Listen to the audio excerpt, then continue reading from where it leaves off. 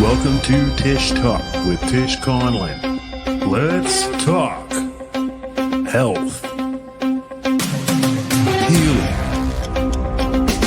politics and geopolitics, history, spirituality, money, finance,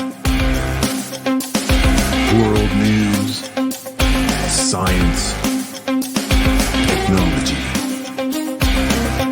conspiracies. Let's talk. Dish talk.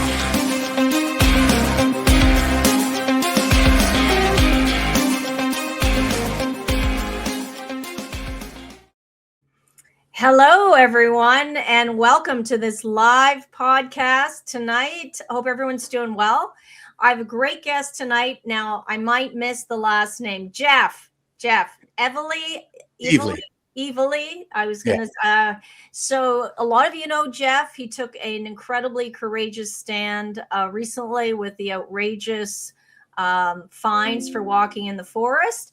But Jeff is, some of you may not know as well, he's a retired 20-year veteran of the Canadian Armed Forces and born and raised in Cox Heath, Nova Scotia.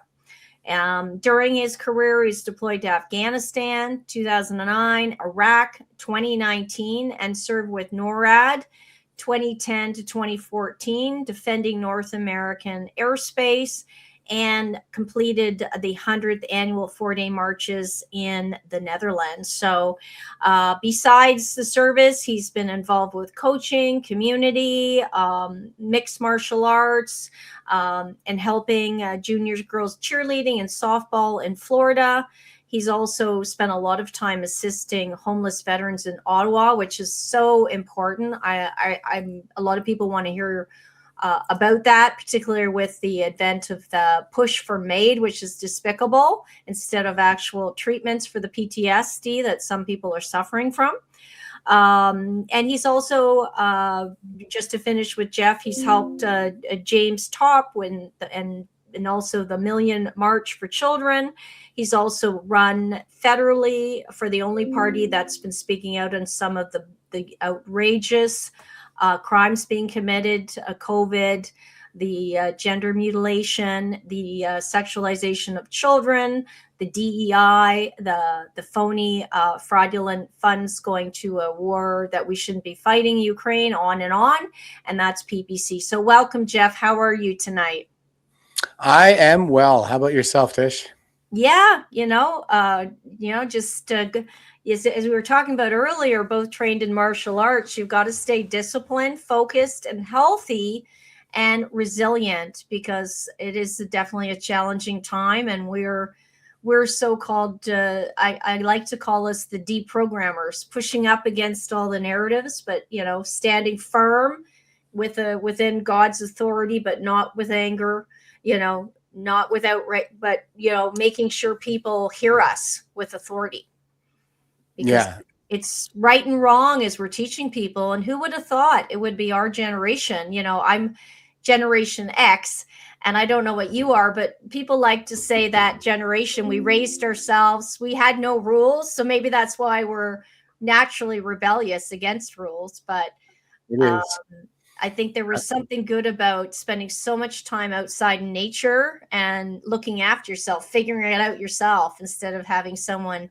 hand you a solution all the time. And actually, I wholeheartedly agree. I talk about the generational component of the current crisis on a nearly constant basis, quite frankly. Oh, really? I don't know if you're familiar with the fourth turning or not, but that's what's happening. It's a global crisis that occurs every 4 generations, basically because there are only 4 generational archetypes that just keep repeating and repeating. So it's all based on, statistics, demographics. Neil Howe is the demographer and economist who first predicted in 1991 that civilization would be threatened by a major crisis in the year 2020, plus or minus 2 years. So he said that in 1991. And he just published a book think it was in 2022, that said the fourth turning is here. That's his latest book. So, Oh, really? What yeah, are the four archetypes? Because I bet you a lot of people who don't know will be like going, "What are the four archetypes, Jeff? Please tell us." To just spit it out so people aren't like pulling sure. their hair out. It's the prophet, as in like the prophet Muhammad. So the prophet, the nomad, the hero, and the artist. And when they're actually in that sequence from oldest to youngest, when that generational constellation is in play, it's always a crisis era. So ours actually started in 2008. With the global financial collapse. The previous fourth turning leading into the Second World War started with the stock market collapse of 1929. And this would be the year that the fourth turning climaxes, in my view at least. It's been 81 years since D-Day. 81 years before that was the Battle of Gettysburg, and 82 years before that was the colonial triumph at Yorktown, which was the climactic battle in the American Revolution. So yeah, I think that this is the year that it climaxes, and it's just a once in a lifetime crisis where everything just kind of falls apart. And it is actually the Gen Xers who save us. Yeah, that's funny. It's like, yeah, part intuitive for me, but yeah, I mean, I've noticed there's trends here, and yeah, I definitely been wholeheartedly part of that rebellious generation that's like, no, thanks. When it comes to all the bullshit, it's like, no, not for me. And there's so much bullshit. It's just hard to believe people don't see through it. That's part of what shocked me initially, was like, oh my God, well, no one's going to do this. And then it was a real awakening for me that people, oh my God, I thought everyone was like me, but no, they're just not. And finding our kind, our like-minded has been a joy amidst a lot of the insanity. Yeah, it's been a joy, and it's also been very challenging. You kind of meet fellow travelers along the way. I think that not everybody is kind of in it for the same reasons. I think a lot of lefties were against the mandates too, and they're a little more difficult to work with because there's just not enough ideological overlap between us, I don't find. So I prefer to just, if they're fighting the good fight, then I prefer to just let them fight in their way, and I'll fight in mine. So there's been quite a bit of drama, I think, along the way, but ultimately, what we're seeing happening now, I think, is there's a kind of coalescing of all the right people sort of finding each other, and we've spent enough time sorting the wheat from the chaff that we have a pretty lean, mean fighting machine ready to go. Yeah, no, well said. Yeah, and when you talk about everything falling apart, anyone who's watching this knows the healthcare system is just falling apart is like an understatement. Whoever knows even a smidge and doesn't even want to go near a hospital or a doctor, and we have that terror, but the school system is still pushing all these critical race theories, and still this whole transmania and the whole DEI, and it's just and the whole climate alarmism. And then we have our financial system, which is just getting outrageously bloated. And, ever since we disconnected from the gold standard with Nixon, there's been this free for all with money printing. And you've seen, deindustrialization happening in Western countries. They're, sending money abroad and losing all of our manufacturing jobs, losing all of the jobs that create technological improvements, with rail systems, et cetera. Our rail is just outrageously outdated. If you look at what's, even happening in Japan. And so we have all these things coalescing. What do you think is going to be happening maybe next year? You see this all coming to head next year? Within the next year, I think it's happening. And I mean, well, we all, I think, kind of see the writing on the wall, those of us who are awake anyway. Carney is in there, and he's actually consolidating a majority, more or less, as we speak. So we could see that majority really, manifest, say, by springtime, especially since there is, there's Genereux who's going to be stepping down, and that's going to lead to a by-election. So who knows what's going to happen there. The last floor crosser, Michael Ma, certainly looks like a CCP plant. And I've been sounding the alarm about the CCP in Canada for a number of years now. They really appear to have a pretty good stranglehold on our our politicians right now. And it's all part and parcel, with the supreme art of war. Is to subdue the enemy without any fighting. That's what Sun Tzu said in the 5th century BC. And what he describes in The Art of War is essentially a roadmap to destabilize the state from within, to weaken it from within, where they basically capture the elites, the states, turn the state against the people turn against the state, pit all the different ethnicities, religious groups off one another, and we'll all be too busy at each other's throats to actually notice the divine manipulation of the threads, as Sun Tzu put it. And the idea really is like I say, is to implode the state. So I think a lot of the green agenda. Well, first of all, the Art of War got an upgrade in the 90s. There's a book on Amazon called Unrestricted Warfare, and it's based on leaked Chinese military documents. And it basically sketches out the whole plan, every dirty trick in the book to weaken the West from within, and in particular the United States. That's what they're particularly interested in. Yes. But and also Russia. Yeah, they kind of use Russia. And I heard Gordon Chang saying on Mike Baker's podcast, like last month, I think it was, that it's leaked out of the Politburo in China that they see a Russian victory in Ukraine as key to their geostrategic goals. I think, they're also shaking things up in the Middle East and in South America.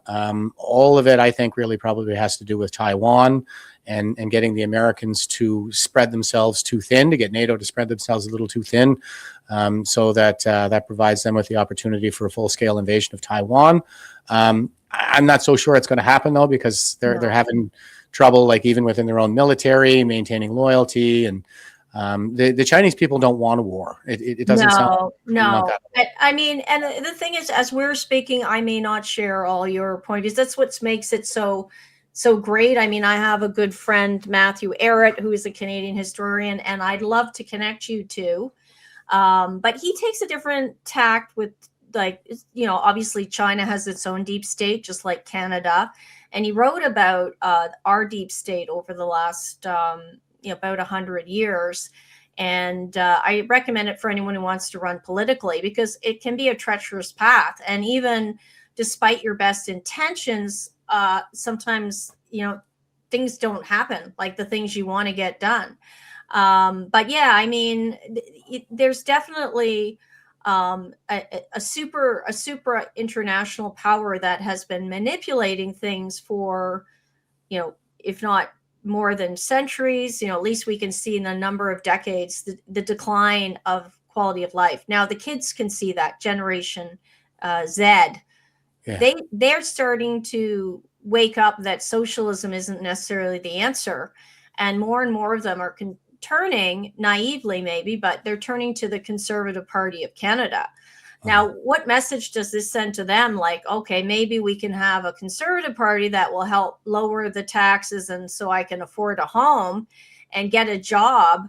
But when we keep seeing these MPs crossing over to the Liberal Party, I mean, it's disheartening for everybody. But I think the message that should be gleaned from that is that it truly is a uniparty. What is the difference? What stand has Poilievre taken on anything? So don't get so upset about that. I say to the younger people, because they're not doing anything anyways. This is just like, lowering the veil so you can see. It's like, oh yeah, they are mostly the same. Yeah, they really are mostly the same. And I think that basically what happened is you had, the Western movement with the Reform Party that eventually evolved into the Alliance, and then they folded everybody under the Big Ten conservatism with Stephen Harper as leader. But once he retired, they reverted to their progressive roots. And there's just not that much daylight between the conservatives and the liberals in terms of their ideology and their philosophy. It's really more like liberal light or affordable liberals with the CPC, and they. Polyev, they all kind of stay within the woke guardrails that are set up for them by the left, and they allow the left to exercise veto power over their expression, and they accept all of the progressive premises about the issues that we're dealing with. So, I mean, they accept that carbon is a pollutant. I don't accept that. I say it's a trace atmospheric gas that's essential to all life on Earth. Exactly. They obviously accept the gender as a social construct because they unanimously supported Bill C-4 to jail any parent who doesn't want to give their child a sex change. Some of the, like Ukraine, they support boatloads of money going to oligarchs in Ukraine.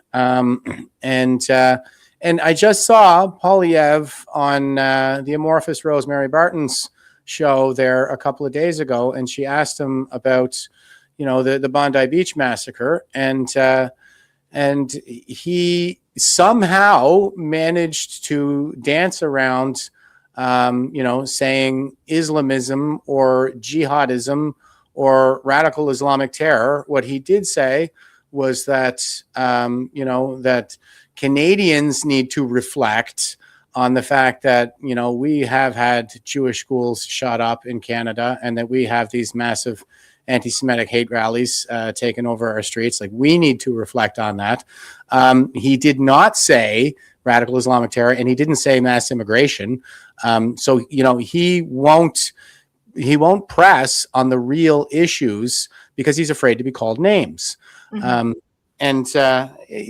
mean, it was an open net, and he refused to take a shot. He could have just said to her, if it wasn't for the Trudeau regime importing hordes of people from the third world, unchecked and unvetted, then we wouldn't have any of these problems right now. But he didn't even do that. Yeah, it's pathetic. And most Canadians, I think it's like the number's like 80%, whether you're an immigrant or a long-term, new Canadian or old, everyone agrees that this unscreened, unvetted policies are harming communities. Yeah. So it's pretty widely accepted. So yeah, it's the fact that he didn't do that. I mean, he's responsible for it because he had no pushback during all those years of Trudeau. He was going along with it. So I would say they're more at fault than even the Liberal Party of Canada, because they were supposed to be the ones pushing back and saying, this isn't good for our social services, for our essential services, for communities. We gotta get proper screening in. So he really missed the boat. I personally don't think his days are going to be long. I think they're going to have to get a new leader in the party. I've been saying that a lot, and let me say, since I started going after Polyev, actually, see, I was on the James O'Keefe podcast there. Do you have any clips of it to share? Oh yeah. There's one pinned to my profile. Let's right play now. it. Okay, Yeah. You want me to pull that up?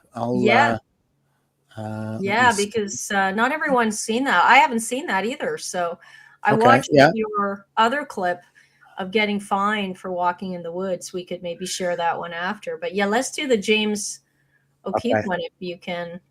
Let me just set it up here. I should probably get two screens going or something, but that button in the middle. Yeah. You're dry. Perfect.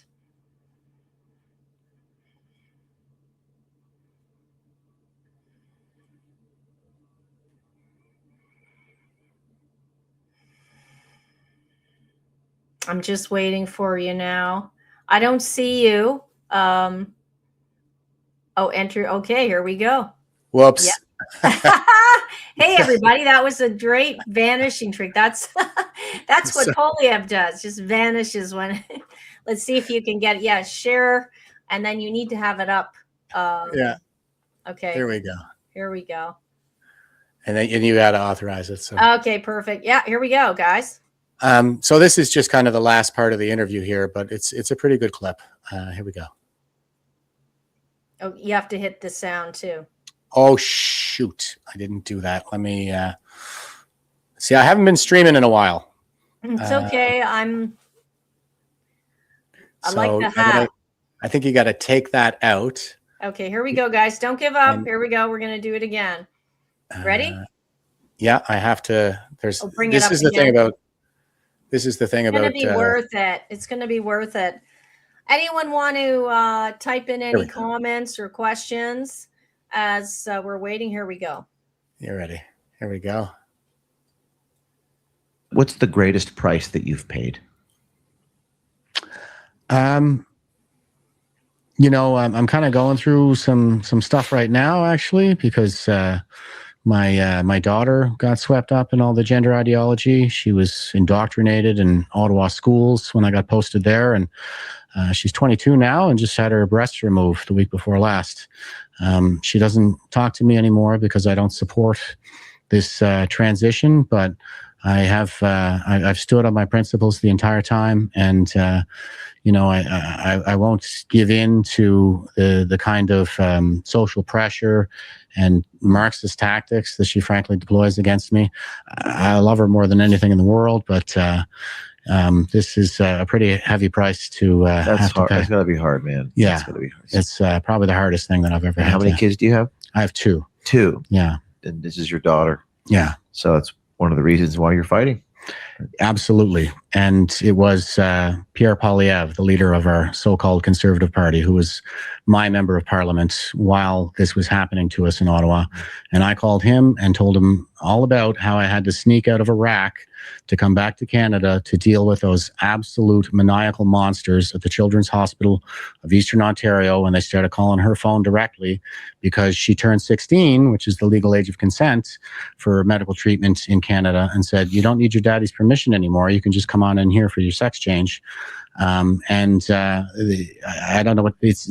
I've never felt evil like that anywhere in the world like I felt in the Children's Hospital of Eastern Ontario.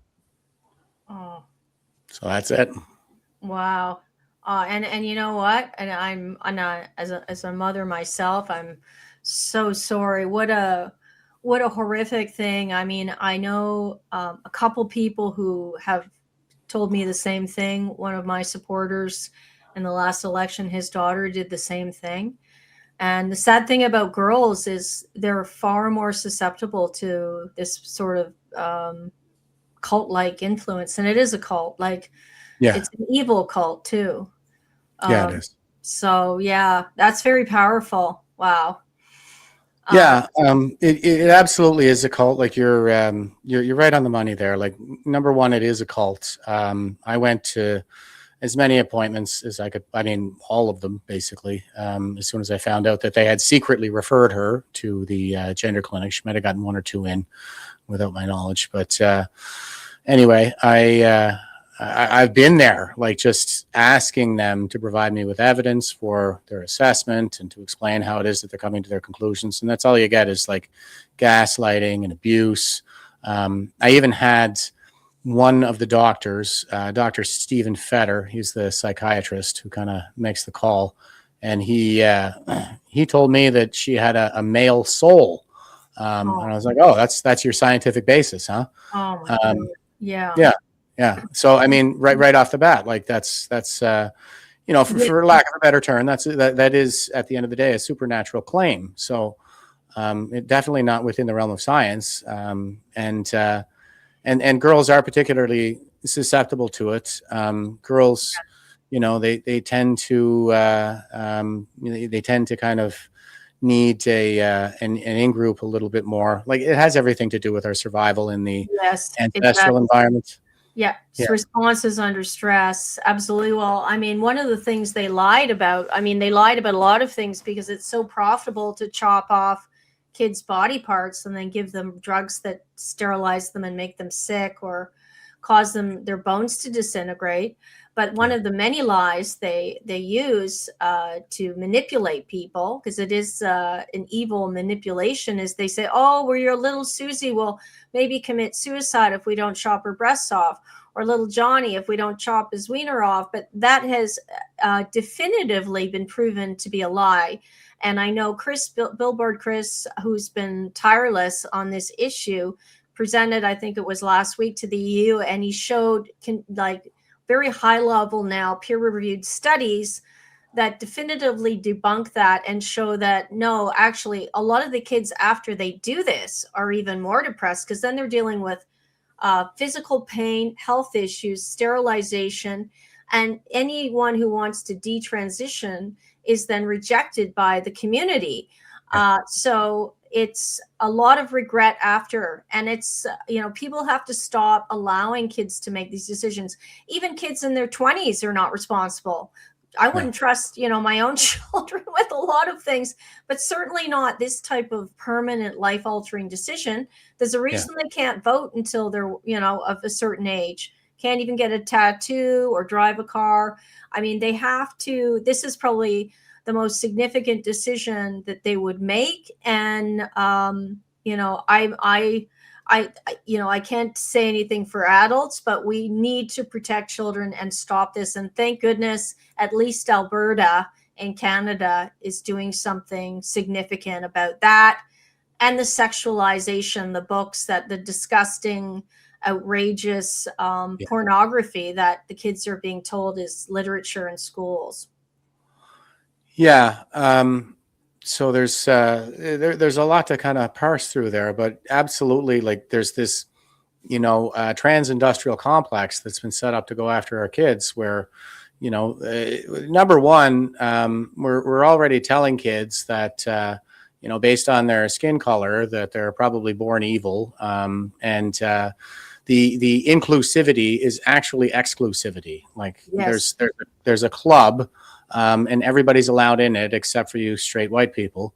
And, as we alluded to a minute ago, girls in particular, tend to seek that social acceptance. They need that kind of clique. And, it has everything to do with, like, hunter-gatherer tribes. They use banishment for punishment, which is a death sentence for a female, maybe not so much for a male. And so, females tend to fear ostracization, I think, from social groups a lot more than males do. And so they want to be in that group. And if they don't have a diversity card, then they can't be in that group. And so there is one diversity card that they can take up, and they will be the heroes of diversity if they do that. And that is the trans card. So a lot of them are taking that up. And then we see, like, clustering, where there are multiple trans-identified youth within, a small peer group. And that was another factor in my daughter's case. It was one of the friends who came out first. Wow. So, yeah, I lived it. And, I'm so sorry. Yeah. My heart really bleeds for you, because hopefully she won't go any further. Because that, I'm praying, I'll be starting to add her to my prayers, because, no one should be making this decision so lightly. And anyways, I mean, that certainly would sustain me in the fight for a long time. And your children, so critical. Like, that's for me, that's everything, most important thing in my life. Yeah. You took a stand recently that a lot of people, got to know, and you became pretty famous in the papers. Do you have that clip of you standing up on another issue? Is just the tyrannical government overreach. Now, this might not be chopping off body parts, but the outrageousness of making someone accept almost a $30,000 fine for stepping in the fringe of a park, basically. I mean, you really nailed it in highlighting how, like, brain dead and incompetent and robotic these people are, that just, I have to give you this fine. Oh, and the ludicrousness of thinking that you would cause harm. Now, so just crazy levels of like, it's like caricatures of a government here in Canada, and yet a lot of people don't even notice it.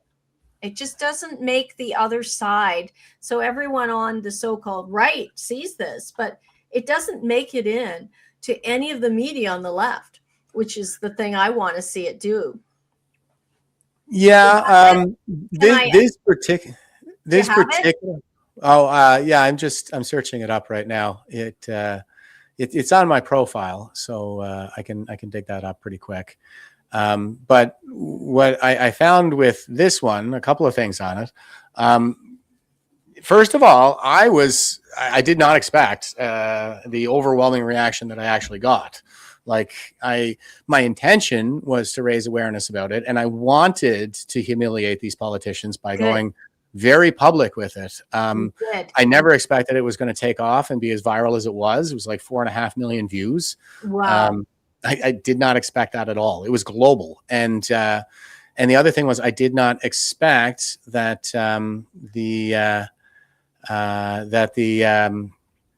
the mainstream media would pick it up either. And I got interviewed on all of the mainstream media. I was on CTV National. I was on CBC. Like they were fighting up to interview me first. Amazing. I didn't know that. That's where you want to be, because we had to get the information to the other side. So good work.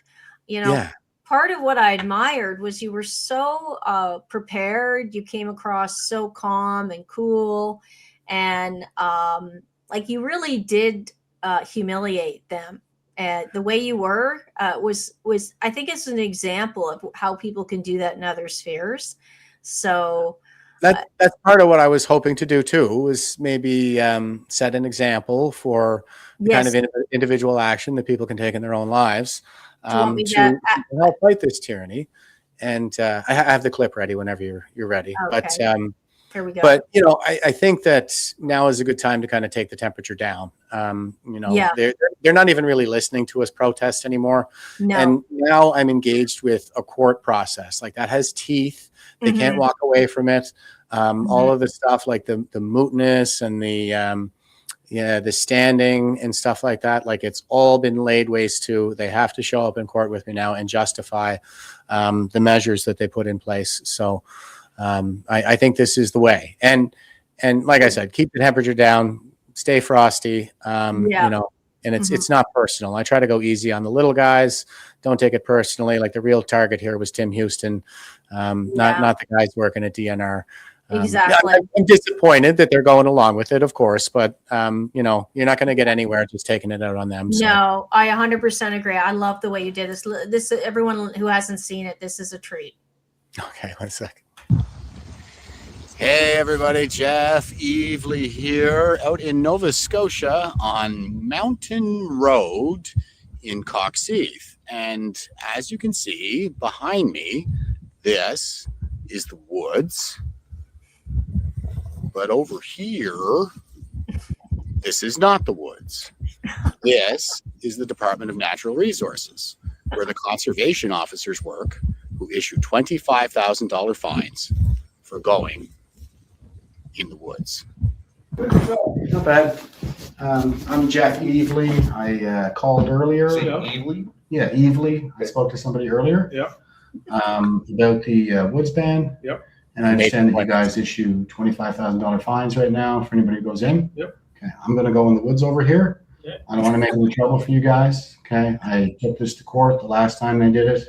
They said I didn't have standing because I wasn't fined, so there was no money involved. Okay. So I want to challenge this order in court, and the only way for me to do that is to get the fine. So I'm not trying to make trouble for you guys. Okay, I just want a piece of Tim Houston, and I want to be as accommodating and nice as I can be. I'm just gonna. Okay, so I'm ordering you to not. Okay. Okay. Yeah, I understand. Another. Roger that. Roger that. Okay, that sounds good.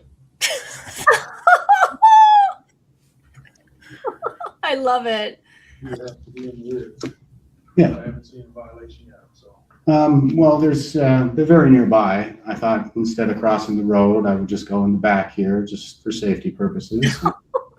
You know, we can do it like that. Does somebody want to follow me out there, or? And you know, yeah, it would be good to do a witness. And if it's okay with you, I would like to record a video. If you don't want to be on camera, I can keep you off it. But I think that it's in the interest of justice that we provide a fulsome record for the court because of the precedent-centered nature of this case. So I can keep you off camera, keep your name out of it, all that stuff, whatever works for you. But We'll be in court, so. yep, we'll be in court, so we might as well have a fulsome record, right? We have to go in the woods. Yes. 2 steps. Sure. You want to show me where the woods is out back here? The woods Or are right back. wherever you want. We still have to suggest that you don't. I understand. Yeah. He just ordered me. He said he's going to double my fine. Yeah. Yeah. I'm going to defy that order, nothing personal. Okay, so whatever happens after we leave here. Yeah. we'll- Nothing personal. We Okay. we got that. Okay. Yeah. So, one more time. This is the DNR office on Mountain Road in Coxheath, Nova Scotia. And this is not the woods. But back here, this is the woods. So, I have a couple of conservation officers with me right now who are not on camera, but have advised me that if I go into the woods, if I defy their orders to go into the woods, then I will be fined. And they also said that they would double my fine to $50,000. So I'm going to walk down here and go into these woods. Casual. It just makes me laugh the way you did this. I don't know that there's a good spot to do this, but Just I'm just going to make this as painless as I can for those guys and go in here.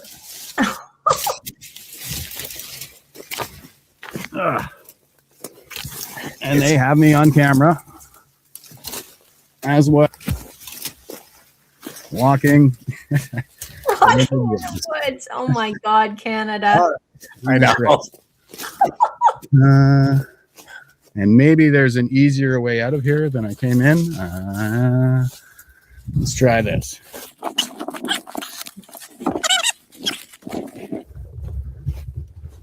We good? Okay. Okay. And I didn't ask, but did you write the ticket already, or Nope. back out front at the reception desk there? Okay. If I bring my camera, keep you guys off it. Okay.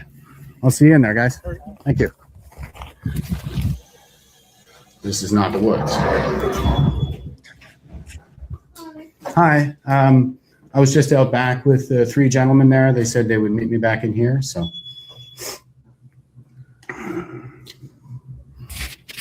She's gone to get them.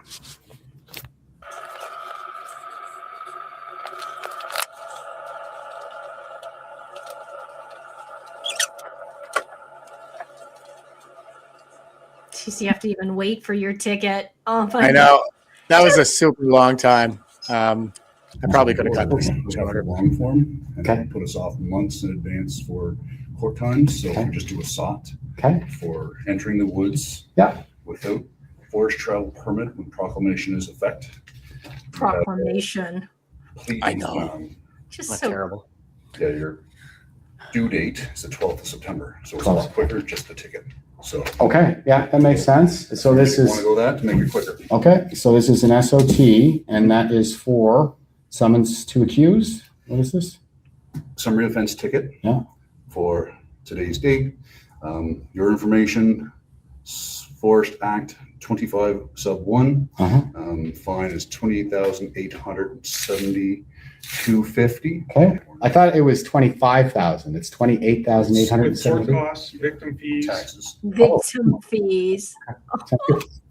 All right. Thanks very much, gentlemen. I appreciate your courteous approach. Nice chatting with you. All right. Take care.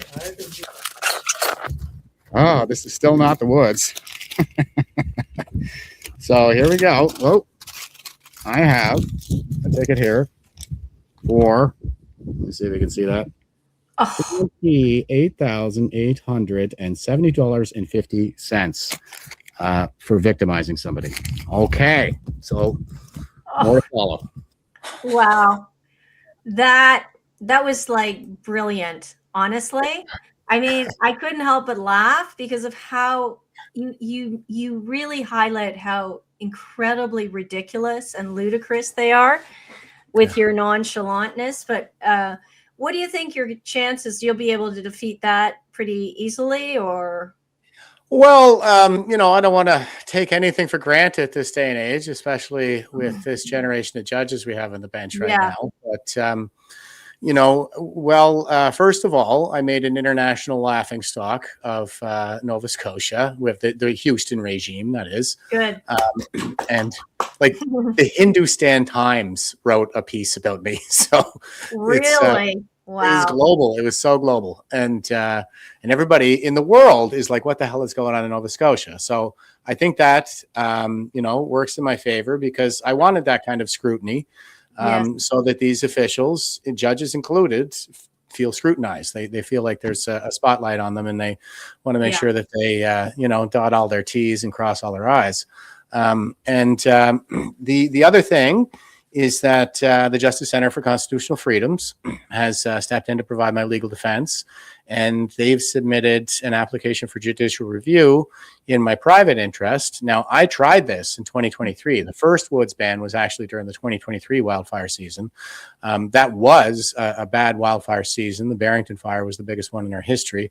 But I live on an island. Like, there's a natural fire break between where I live and mainland Nova Scotia. It's a piece of the ocean called the Strait of Canso. It's 2 kilometers wide, and there's never been a fire in the history of Nova Scotia that jumped over that. So Wow. I thought it was an overreach in 2023, and I submitted my own self-represented application for judicial review at that time. But as I said in the video, the judge said that because I wasn't fined, like I couldn't stand on my rights alone, there had to be money involved. So that's why I went out and got the fine. First of all, the first time the Crown argued mootness because the ban had been lifted by the time it got to court, and standing, it was ultimately dismissed on the standing. But now we have the Justice Center for Constitutional Freedoms. They have judicial review filed in my private interest. I tried to argue private and public interest, but anyway, I got dismissed. And so they wouldn't let me do the public interest because that's really like a civil liberties organization that does that. I'm not a lawyer, so they wouldn't let me do that. And they wouldn't let me have the private interest because I wasn't fined. So I got fined. I have the private interest standing judicial review with the Justice Center for Constitutional Freedoms. And the Canadian Constitution Foundation submitted judicial review in the public interest. So we have Wow. 2 lawsuits, one private, one public interest, 2 different civil liberties organizations. I think that's about as good a shot as we're ever going to get. Oh, that's amazing. Yeah. And I wish you great success. Do you know when that's going to occur, or with our sluggish system, will they drag their feet, or?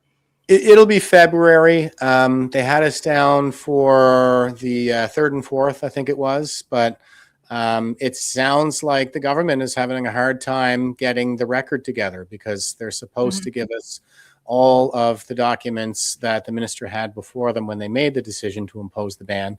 And it keeps getting kicked back to them because they're trying to put stuff in that wasn't actually before the minister. And there are some other things that, they're saying, well, we can just take this for granted. And the lawyers are saying, no, you can't. You have to provide a proper record of the information that you had before you when you made this decision. So there's a little bit of back and forth between the lawyers getting that sorted out. But my impression is that the government is scrambling. Wow. And I know I watched one clip where you were saying that, I don't know who it was, a woman pushed back. There's so many flaws. Like, is there a scientific basis for this? But anyways, she ended up admitting, well, no, it wasn't so much that we were afraid that your shoes would light the forest on fire. The friction of you walking, some ridiculous thing, was more like if you were to fall and sprain an ankle because of the fire, we don't have other resources, which I thought was so weak. That was Susan Holt. Yeah. Okay. She's the premier. Yeah. Susan Holt is the premier of New Brunswick. And so this was liberal, right? Yeah, liberal. And I had a lot of fun with this. And I kind of watched them basically shoot themselves in the foot. So after I humiliated them, this is while the media blitz and everything is going on, Susan Holt came out and said, okay, like, yeah, we're banning you from the woods in New Brunswick, but no, it's not because sneakers cause fire. It's because we're spread too thin on our resources right now. So we don't have the resources to come and rescue you when you break your leg. Like, you can't even walk on a trail without breaking your leg. You guys are so dumb. And then it went back to, she kind of cut the legs off of Tim Houston. And this was after there was also the premier of Newfoundland said, I can't ban people from the woods. We live, that's Newfoundland. Like, it's the woods. Yeah, in my case, I'm like, Nova Scotia is the woods. Have you been to Nova Scotia, Tim Houston? Yeah. But it went back to Tim Houston, and he was like, well, okay, no, it's not really because walking causes fire. But what if you went for a walk in the woods and got lost and found yourself engulfed in the flames of wildfire? I don't think anybody wants that.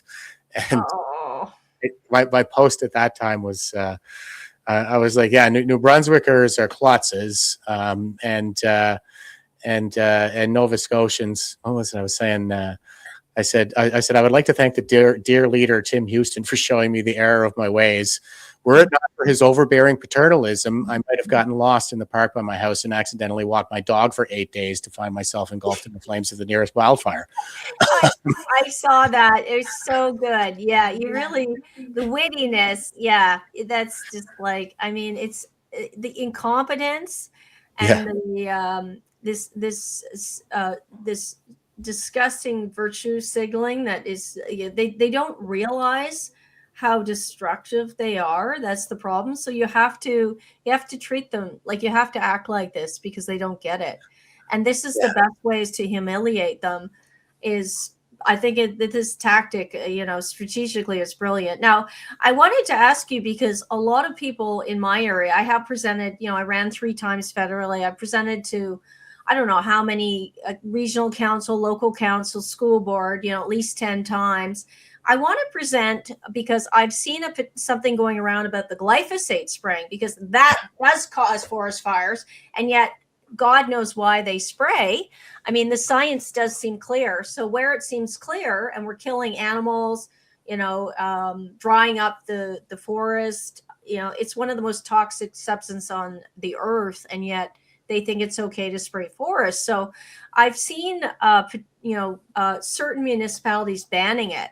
And that's like low-hanging fruit, that if you can exert the right pressure, you can get people to say, okay, we're not going to spray it in our area. There's, 20 different places, municipalities across Canada or more. I'm not sure the list.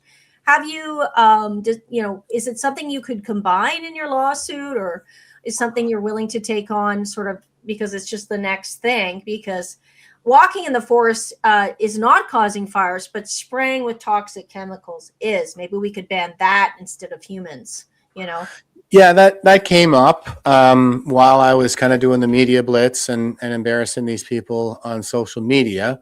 I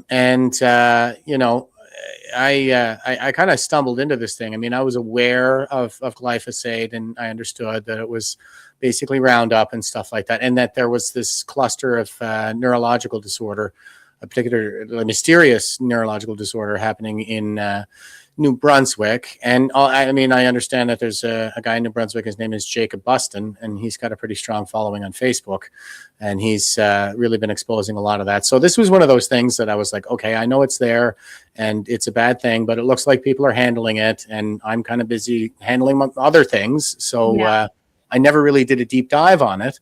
And then I ended up just kind of walking into this thing when I walked into the woods. So I did do several posts and some videos about that, because I did do a little more research on it. And it's Roundup, basically. Like, it's an herbicide, and the reason that they spray it is for the pulp industry, the Irvings in New Brunswick, in this case. And what they do is they go in and they clear cut an entire area, and then they come in with choppers and they spray this glyphosate all over the place. So the only plant life that's really able to grow under those conditions is softwood. So it gets rid of the hardwood, it gets rid of a lot of the other foliage, and it leaves a lot of dead foliage on the forest floor. And softwood, as anybody who's ever thrown a spruce bough on a bonfire will know, it crackles, like it burns right up. It's not like hardwood that's going to be much slower burning. So a wildfire will actually cut right through, an entirely coniferous forest much faster than it will when there's a diversity of species within the woods. So it's more fire prone, and wildfires spread faster. And when Tim Houston was asked at a press conference whether he had banned the spraying of glyphosate in light of the woods ban, all he said was, "I don't know if anybody's spraying." Oh my, that sounds like Polyev, doesn't it? The conservatives always say, "I don't know about that." No straight answers. No. Wow. Well, it just seems there's an opportune moment for you to bring it up. It's probably one of the most destructive substances. Talk about sterilizing, plant life, animals, killing them, cancers, humans as well. And that's definitely, the link between the Irving spraying and all of the neurological issues you're hearing about in New Brunswick specifically makes sense now, because we are run by corporations. Unfortunately, this country, or these, this body of land that we call Canada. And if we can stop that, you probably get a lot of health benefits for people and children, particularly. Even spraying, even having it in our stores, like Canadian Tire needs to be banned. If we could create enough awareness about the toxicity, people would not buy it anymore. It's just that they call it, shockingly, safe and effective for weeds on your lawn, and then you wonder why your neighbor's getting cancer, or you are, right? So these things are connected, and that's the real issue. They like to put the problem where it's not. It's that, well, they do the most heinous things to poison us. It's all about the poisonings of our body, our land, our water, our air, are in our minds and our spirits as well. That's the great strategy, so that we can't cope. We're depressed, we're sick, we can't take action. So staying healthy and getting rid of the toxins clears out all of the debris, so that you are high energy and you do have the capacity to have courage and take action. So well done on that. Yeah. Thanks. Amazing. Yeah. Crazy. This there's a neurodegenerative disorder that's really clustered in New Brunswick, and it is nasty. I did some reading on it. What's that? ALS? No, they don't know what it is. Okay. And the symptomology is sort of inconsistent between from person to person. But when I looked into it, I was really busy. Like, I'm not going to purport to be an expert or anything. Check out Jacob Buston's page if you want to know, the most about this. But but what I found, and there are government reports on this, but they actually showed where the clusters are, or they listed them in this report. And I went to Google Maps and just mapped it out to see where it all was. And if you draw a line along the highway from say Miramichi down to the southeast there, then that's where all the clustering is. It's all along the highway.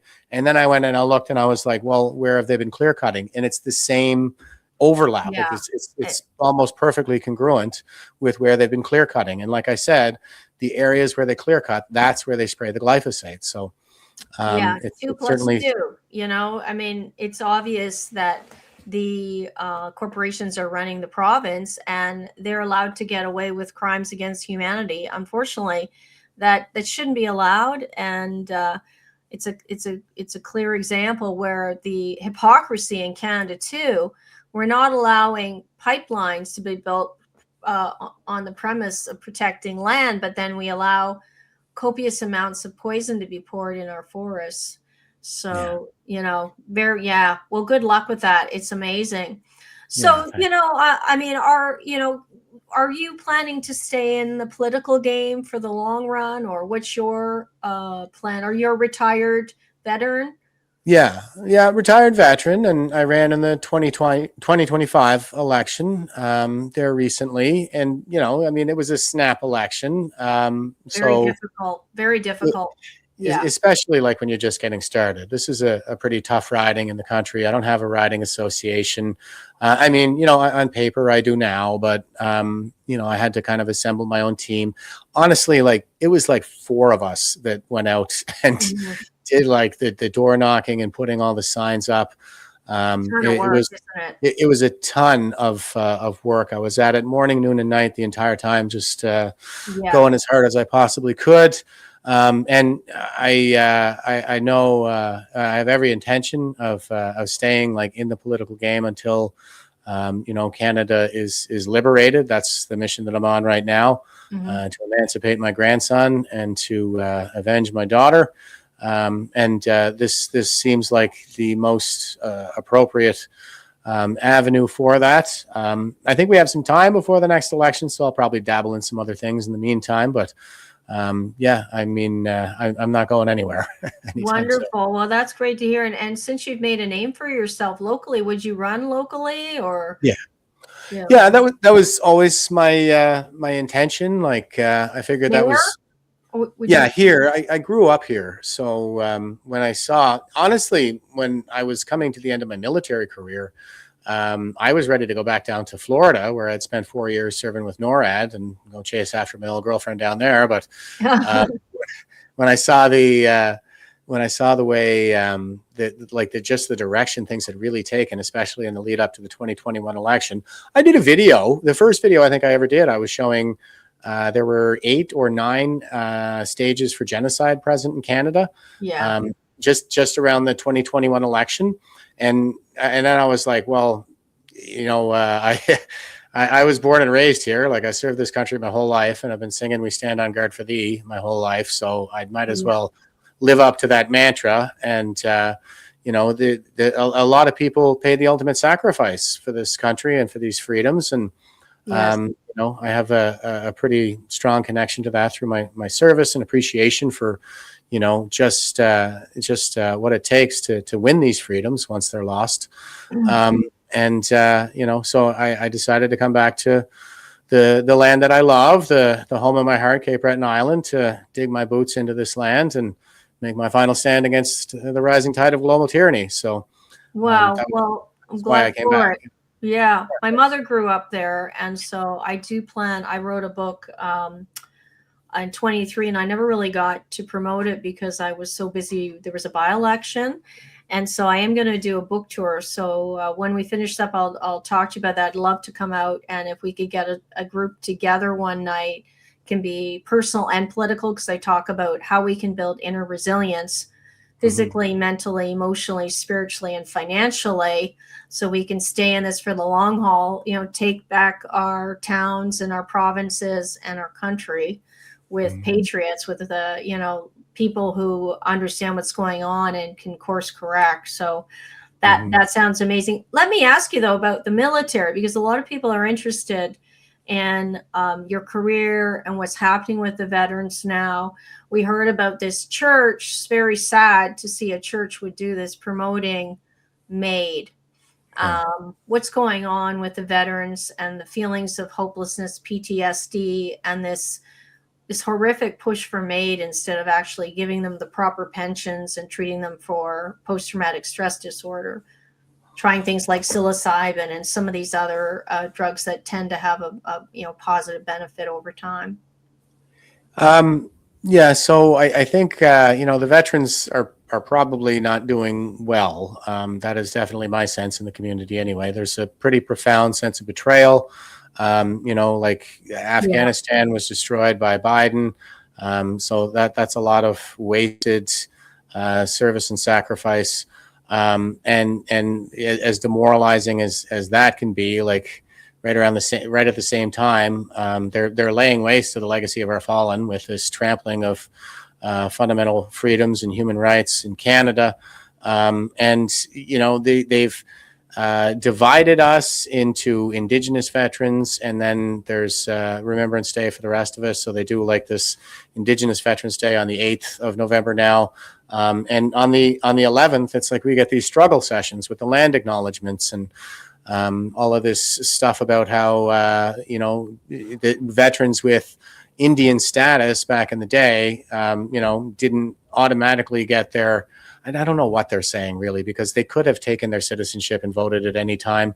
They were just sort of abiding by the treaties. I think there was a lot of misguided nonsense on the part of Indian Affairs. They always treated the natives very poorly as wards of the state, but that had nothing to do with veterans. I don't know why they got to separate us from them. That's part of the war strategy to get you fighting with each other. It's divide and conquer. They always have the same strategy. Yeah. So they're doing all of this, and at the same time, they have the MAID program. Now, my understanding is that as of the last count, there were about 4 who actually went through with it. The government is not owning any of it, of course. And Kelsey Sharon is another veteran. She's a combat veteran. I was not a combat veteran. She is, and she's a very serious badass who's been all over this. And she was just on InfoWars the other day, I think. I heard her speak. She was very, very eloquent on the harm that they're doing to the Canadian veterans and probably other places as well. But is the pension not very good either, or is it a combination of the trauma in the conflict plus the low pension and the poor treatment? What's the core issues going on? The pension, like it's there's the Canadian Armed Forces pension, which is the Superannuation Act. So it's basically the same as our RCMP. It's 2% of your best 5 years, for times the number of years that you served. And then there's the payout, like the pensions for your pain and suffering, the Veterans Affairs pensions. And they rejigged all that back in 2006. We have a new veterans charter now. And essentially what it amounts to is that if you got out before 2006, then you're probably getting about triple what modern veterans get for the same, like the Veterans Affairs portion of it. That's the pain and suffering. That's, your injuries and stuff like that. Those are all the, those kinds of things. So there's that. And then there's the Mefloquine lawsuit that's taking place as well.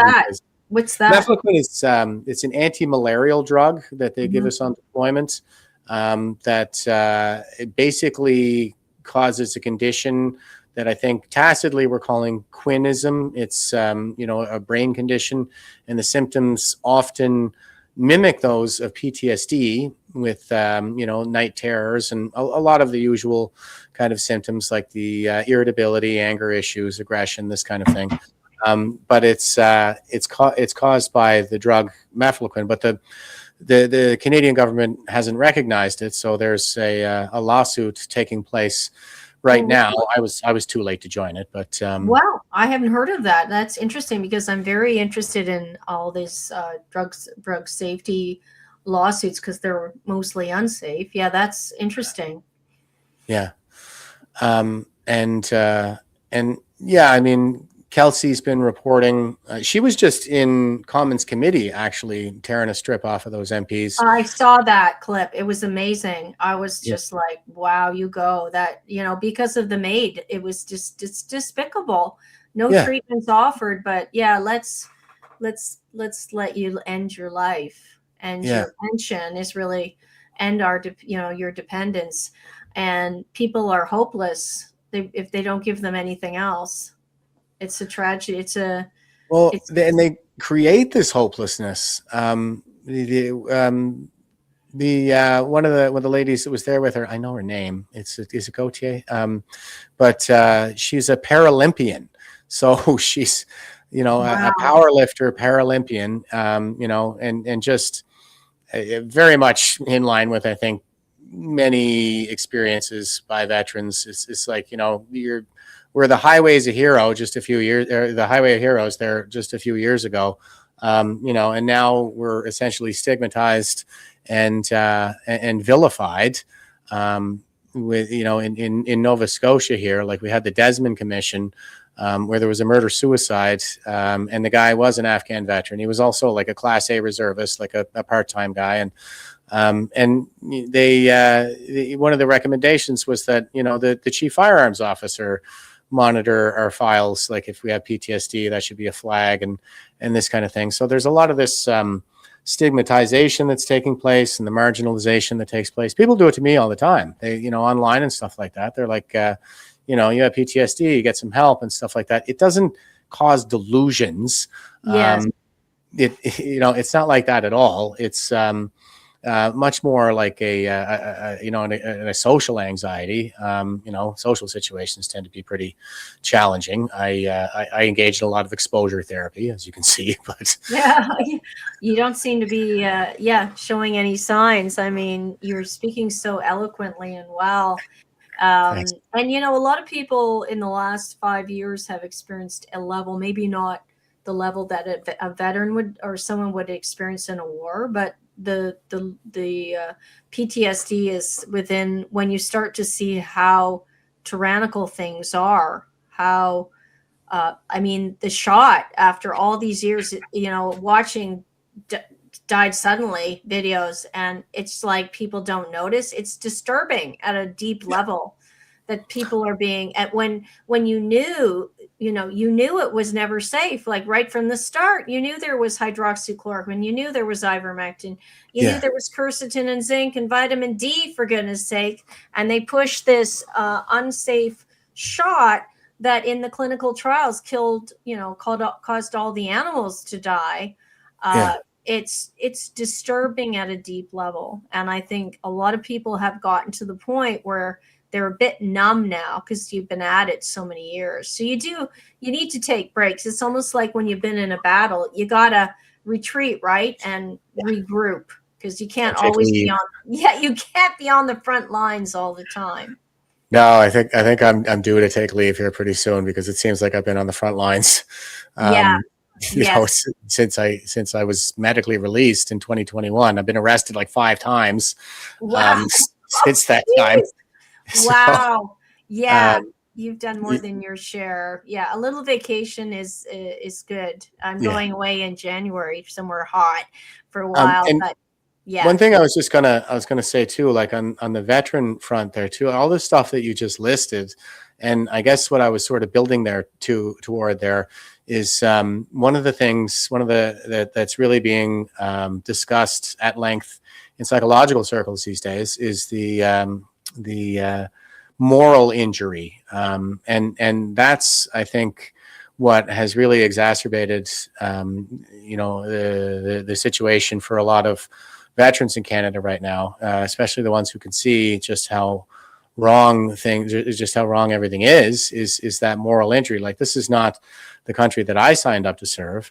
And moral injury is kind of a constituent of PTSD already. And then, we have the loss in Afghanistan, the trampling of the fundamental freedoms, the abandonment by our government. Worse than that, when is her name Lise Gauthier? No, it's not. It's I can't remember the Paralympian's name, but she was asking for a wheelchair ramp. And they, when she complained that it was taking too long, they were like, well, we can offer you MAID. So just a terribly morally injurious practice. And the dividing of the veteran community and Remembrance Day turning into a struggle session. I think we really are like a target in the psychological warfare that's being inflicted on Canadians. And there is a concerted effort to destroy and or marginalize us. Yes. It's tragic. Now, I mean, maybe a question that might be a little triggering about war in general, because as you wake up and we realize that a lot of these sort of banksters, corporate interests have been running these wars largely for, drugs and oil, and that you've used the military for pawns. Do veterans see that they may have gotten into a situation where they were just being used now on top of everything else, like Iraq, the weapons of mass destruction, and they never find it? or is that less of a part of the frustration that's going on? Because I know I've talked to people like Tom Marazzo and other veterans who start to see the levers, the going behind the scenes for a lot of these interests and wars, and a lot of it has to do with corporate interests as well. Yeah, a lot of that is disinfo and spin. I would say that that's part of the psychological operation that's intended to demoralize us. There are a lot of narratives out there around that, but like once you dig into it, there's really nothing to it. And tyrants always accuse us of what they themselves are guilty. So I hear a lot of like references towards Western nations as, oil hungry and the war machine. But you're basically describing Russia and China. Like they are, China in particular is very oil hungry. And Russia certainly has the war machine that it needs to keep going. So they tend to kind of spin a lot of this stuff too. And the weapons of mass destruction, I don't know why they had to brand it like that. Like that seemed like branding to me, even at the time when they were talking about the 2003 Iraq invasion. But like there was plenty of intelligence, like sitting on the intelligence that they were sitting on and what they had presented in public. Like it really seemed to be the case that if I was looking at that at the time, I'd be like, yeah, we need to do something about this. But there was a lot of politics that got in the way. Like France vetoed. The U.S. didn't have to go back for a second resolution for the 2003, what was essentially a troop surge anyway, because they had the resolution from the first invasion, the Gulf War invasion. And they never withdrew. Like the UN never withdrew that declaration of the breach of the international peace and security from the original resolution. But what the U.S. government, the Bush administration, like they were a bit clowny, and they went back to the UN to try to get like another resolution for some reason. And what happened was that France vetoed it at the Security Council because they were selling fighter jets to Saddam Hussein. Even as he was shooting a coalition or aircraft trying to patrol the no-fly zone, and he was the one who invaded Kuwait for the oil. Yeah. So, and with Afghanistan, I hear narratives around like opium and things like that. But 1% of the opium that comes from poppies in Afghanistan, like it's usually used for heroin, 1% of it actually made it to the Western Hemisphere. So it didn't have anything to do with that. They'll spin things like Canadian Armed Forces troops guarding poppy fields, but the reason they were doing that is because the Taliban were using those crops to fund their efforts to murder us. So yes, no, and I mean that was vicious, and my heart goes out to these girls in Afghanistan and the fact you were there to protect them, because what a horrible life this radical element of Islam, like the way they treat the girls and the women, and these girls who are just starting to go to school, and then the terror, and they have to stay in these small houses, and it's just very sad. So the work that you did there, I think had a meaningful impact on lives and freedom. So so thank you. Yeah. And it's like when you're constantly worrying about your life being taken too, that's a stress that is just hard to imagine. Yeah, it needs, people need to respect that enormously, putting your life in danger every day to protect someone you don't even know. I mean, that takes a certain type of person and courage. Yeah. Yeah. And, we were the people who believed in the Canadian way of life, our fundamental freedoms and human rights, so deeply that we were willing to put our lives on the line in a country we didn't care about for kids that we never met, only to have that great legacy of our fallen forefathers and now our peers absolutely trounced, at the first conceivable opportunity when the so-called global pandemic really heated up. So again, there's that moral injury. Yes. But and I hear a lot like geez, all this stuff like about, it was taking too long. It was 20 years in Afghanistan. Like, we've been to Japan. The Americans have had military bases in Japan, South Korea, Germany, Italy, for over a human lifetime now. It takes a little longer than 20 years to take a society from, the Stone Age with AK-47s to a modern liberal democracy. So, like, in my view, like, we things were going really well. Roads, bridges, hospitals, schools, mentoring generations in the practices of territorial defense and self-governance that we've proven effective elsewhere in the world. And the Afghan National Army had taken over the overwhelming majority of the fighting, and really all the coalition was doing at that stage was providing air support and medevac and this kind of thing. So it's an intergenerational effort. But they've completely, like, there are so many things that it just seems like they've completely turned on their heads. Like, they're saying we're supposed to be out of there in 20 years. And I'm like, what are you talking about? You're still in Germany for, I see what you're saying. And even stepping up and speaking out in 3 elections. So talking to thousands of people at their door with my team, I don't know, 15,000, 10, like huge numbers of people. You realize to undo the brainwashing and all of this takes years and years, decades. I mean, the way that people have been programmed in schools and through, the indoctrination and with the media, it's, you got to have patience even here in our own country now, which is increasingly socialist. It's not like that, but we're at a pivotal point where if we don't start, making quiet efforts like what you're doing legally and presenting locally, making a big local impact, I think we've got to do that in much greater numbers. But to close tonight, I could talk to you about a lot of things. I know we're both martial artists and I haven't practiced in years, but I have that way of living and thinking. And we both like Marcus Aurelius. Can you share some of, if you think of it, a quote or some of the ways that you, that encourages you or keeps you strong and centered, some of the readings that maybe the audience might want to check out? If you have anything on paper, because it's always good to read it too. Don't want to put you on pressure, but okay. I have, I certainly have several copies, different translations of the Meditations of Marcus Aurelius. Mm-hmm. That's the one that I recommend to everybody.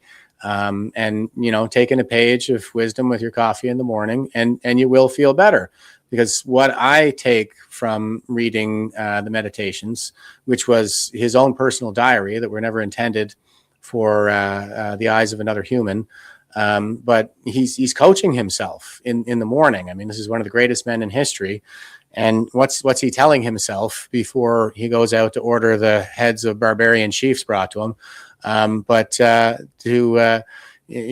I'm going to deal with a-holes today is basically what and I never it is, yeah. The sun. But some of my favorites, like, waste no more time arguing over what a man ought to be and be one. I think that was very much the spirit in which I entered the woods. Also there's it's all, I can never get it right, but like verse 1, book 2 is the one where he just kind of lists all these ingrates and rather cantankerous people, and he says they do all of these things for they know not good from evil. Yes, and that's powerful. I read that, and you do see that people they don't see how evil things are. The gender ideologies is an example of that. Yeah. And I have had friends like stop speaking to me because they say, "Oh, you're a heretic." But they can't see how evil it is. Like, there's nothing going to stop me from protecting children. And it is becoming more mainstream now, thank goodness. And, thanks to the good work of individuals and the political impact of People's Party too, that did take the proper stand there for our children. The only one.